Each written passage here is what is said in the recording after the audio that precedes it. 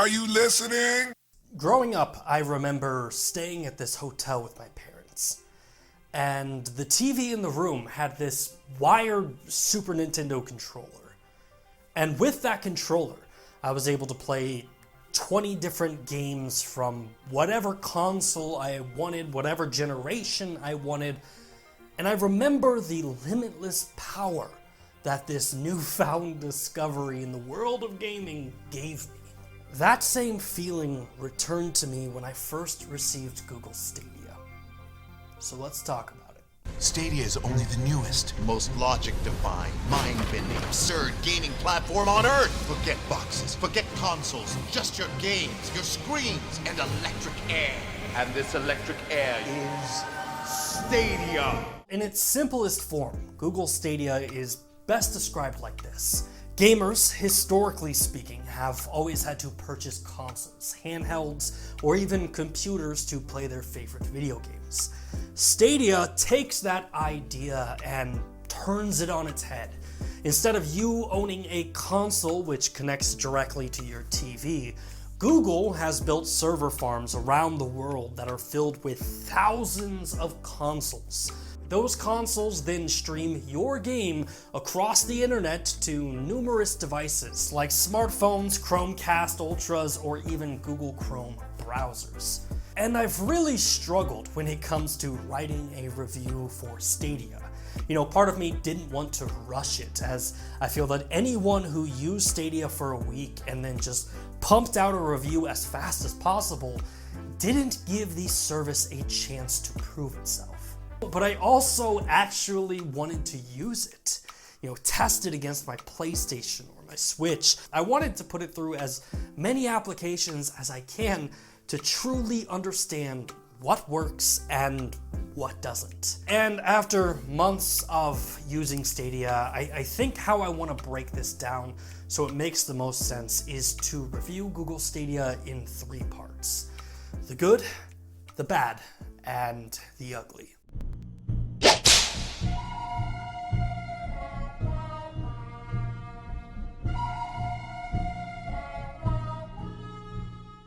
So, first and foremost, let's talk about the good. The service works. Stadia actually works. Stadia was predicted to bomb at launch, and many doubted that the service could actually accomplish what it set out to do: create a cloud-based game streaming platform. But the technology works. In fact, during my first month with Stadia, I was blown away by how well Destiny 2 performed on the platform. Look, I've been a console gamer my entire life. Nintendo, PlayStation, Xbox, I've owned them all. And for me, the idea of Destiny 2 running at the same quality as my PlayStation 4 with no console box to be seen is extremely impressive. And at its core, that is what Stadia set out to accomplish: create a platform where you are not limited by hardware. A PlayStation 4 goes for $299, whereas Stadia's cost of entry is $69 for a controller, making being a gamer accessible and affordable to everyone for the first time. So next up, I wanted to test another one of Stadia's most anticipated features. During the announcement, Stadia touted the idea that gamers would have the ability to pause gameplay on one device and transfer that gameplay to another screen and continue playing. And to my amazement, once again, it worked, and it honestly blew my mind. There was my instance of Destiny 2 that was previously running on my television, but now it was running on my smartphone. And at this point, I probably should clarify some things. I didn't really check to see if Stadia was running at a true 4K resolution. And that's mainly for 2 reasons. 1, I didn't have a 4K TV. Help me, I'm poor. And 2, the graphics or the clarity of the gameplay looked exactly like the games running on my PlayStation 4. So from that perspective, I felt that Stadia was a fair alternative to my current gaming experience. And installation of Stadia was another really positive note for me, because realistically, if you're playing on a tablet or a computer, Installation is as simple as going to Stadia.com. However, there is installation required if you're using a Stadia controller or if you're using the Chromecast Ultra. But realistically, the Google Home app made installation of everything last maybe 3 minutes. And that being said, once your Stadia controller is connected to Wi-Fi, you're off to the races. Since I've owned Stadia, I've tested it with a Chromecast Ultra, my Alienware PC, a Pixel 3 smartphone, and a Surface Pro. Playing Stadia on the Chromecast Ultra was probably my favorite way to use Stadia. Syncing your controller is as simple as pressing the 4 buttons shown on the screen, and then you're in, with access to all of your games running at the same quality as my PlayStation 4. That being said, I don't want to take away from the ability of gaming on your mobile device. I've spent many nights lying in bed, continuing my Destiny strike streak on my phone. And really, my only gripe with that is that Stadia should find a way to optimize text for people using smartphones. Oftentimes while streaming to my phone, the in-game text was so tiny that I couldn't even read it, which is fine for games like Destiny that I've played thousands of times. But for other games like Farming Simulator or Tomb Raider, I found it very challenging to, zoom in and read the text, or even read the text at all while on my phone. Better now? Or now? Well, Better now? it's getting there. Or now? I can't see anything. Which brings us to Stadia Pro. Now, being a Stadia founder, Google gave all of us 3 free months of Stadia Pro when we first signed up. I think my first payment is coming up in the next couple weeks. But since then, the first months, I've actually been really impressed with the quality of games that have been included with the service so far. For the month of November, founders received Destiny 2, Shadowkeep, and Samurai Showdown. In December, we received Farming Simulator 2019 and Tomb Raider, the Definitive Edition. In January, we got Thumper and Rise of the Tomb Raider. And finally, for February, we got Guilt and Metro Exodus. Which, being honest, I've already owned Destiny 2 and both Tomb Raider games, but I did enjoy the ability to play both of these games anywhere at any time on any device. And as far as Thumper, Guilt, Metro Exodus, Samurai Showdown, or Farming Simulator go, I would have never have bought these games on my own. However, I've been having a lot of fun playing them for the first time. And it's interesting how the games, each of them individually, allow the platform to shine. Games like Samurai Showdown and Thumper, which require precise and pinpoint response times, they run flawlessly on Google Stadia. Once again, proving the success of the technology. Which, ironically, leads us into the bad of Google Stadia, because there are some bad things that I do not like about the service. The first is probably the most apparent. Your impressions of Stadia are going to be 100% dependent on where you live and what type of internet you have. For example, where I live on the outskirts of Austin, Texas, we have roughly 300 megabit per second internet speed, where Stadia recommends 35 megabits per second for 4K gaming. So, obviously, I am going to have an extremely more positive experience with Stadia compared to someone with slower internet speeds. But in Stadia's defense, they made this extremely clear when they introduced the service. But I wanted to test Stadia in environments less ideal than, the gigabit mecca that we have here in Austin. So I also tested out Stadia firsthand at both my mother's house in Oklahoma and a few hotels that I was staying at for business. At my mother's house, Stadia ran okay. The quality of Destiny 2 was certainly not as clear or smooth as it was in my house, but it was still playable. However, at my hotel in Arlington, Texas, the service couldn't even be used. No joke. This hotel is right next to Cowboy Stadium, and it has 2 megabit per second internet speeds. First off, welcome to 2020, and shame on you, Marriott. Shame on you. But once again, Google isn't trying to claim that this service is going to work for everyone.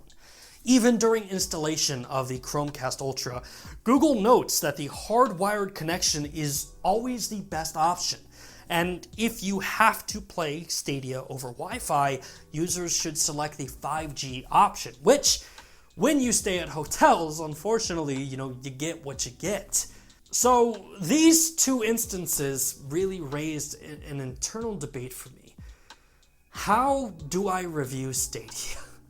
The service works for me at home in its ideal environment, but it struggles to function in other places. Does it mean that the service doesn't work? Well, in the sense of taking games on the go, you are still bound to the places that have decent internet speeds.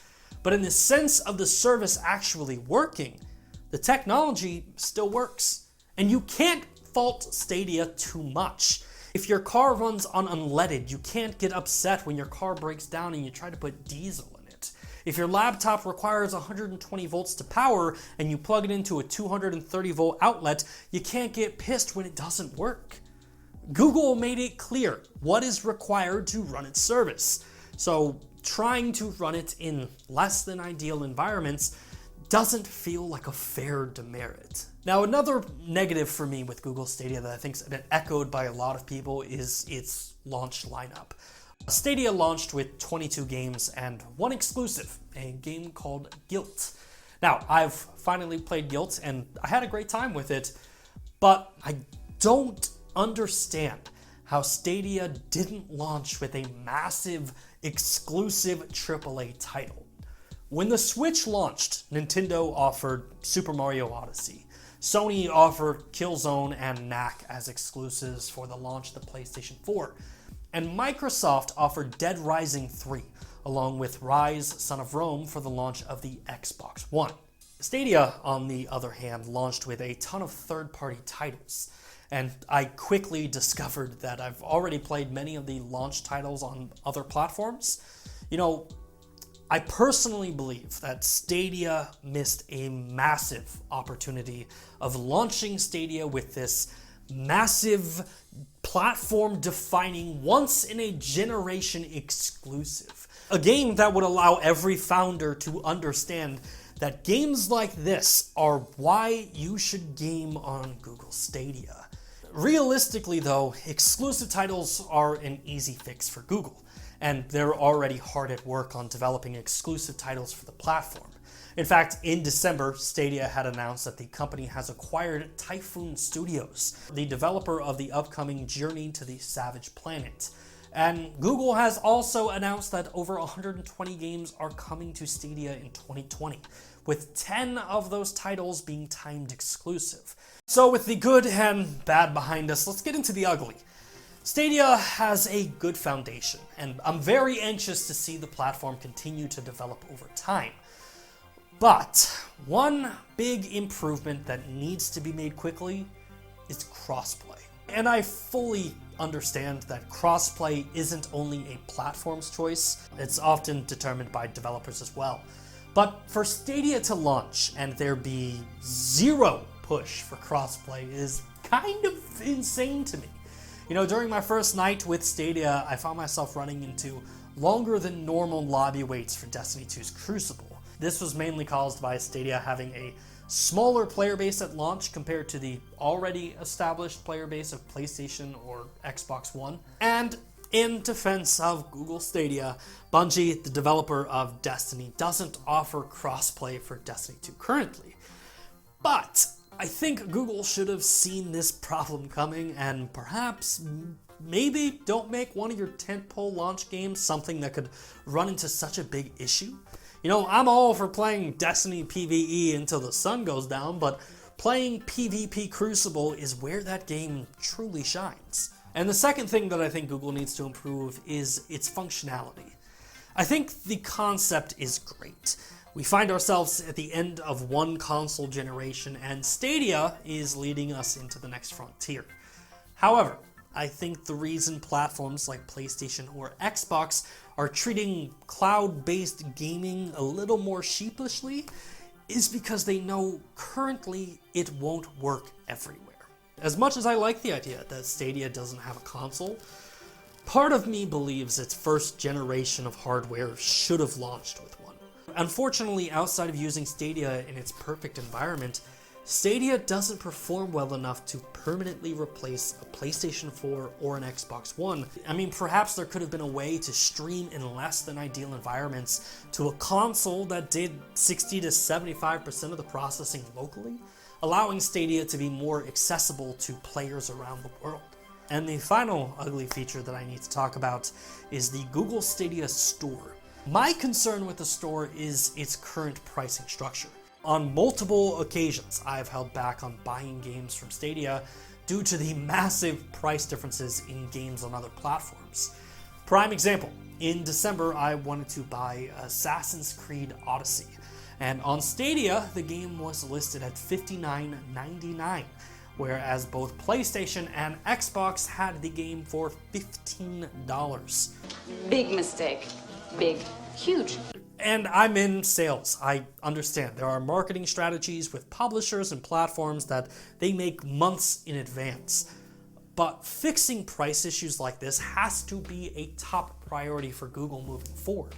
Like, I want to game on your platform, but financially, you're making it very hard for me to do so. And at the end of the day, I really like Stadia, and I will continue to use it at home and when I can on the road for work. Has it replaced your PlayStation 4? Not entirely, but I still believe that it has the potential to do so. I believe in Stadia and the technology, and I think that Stadia will only get better as time goes on. And while some may complain or suggest that Stadia needs an overhaul of their offering and, switch to a Netflix model where everything is included in one monthly cost, I don't know if that's 100% true, because we are headed into uncharted territory. From a technical perspective, Stadia is just getting started. And we have to remember that when services like Netflix launched, they were mailing you DVDs through the mail. The platforms and services that we love today all launched awkwardly and had to gain their footing before they could run. That is the key. Stadia is just getting started. If Nintendo had launched their first console today, would it be successful? Could the PlayStation 1 handle the modern day scrutiny that we put new technology through? Stadia is a technological achievement for Google, and honestly, they should be applauded for their innovation. Or as my favorite quote says, "It is not the critic that counts, not the man who points out how the strong man stumbles, or where the doer of deeds could have done them better. The credit belongs to the man who is actually in the arena, whose face is marred by dust and sweat and blood, who strives valiantly, who errs, who comes short again and again, because there is no effort without error and shortcoming. But who does actually strive to do the deeds, who knows great enthusiasms, the great devotions, who spends himself in a worthy cause, who at the best knows in the end the triumph of high achievement, and who at the worst, if he fails, at least fails while daring greatly."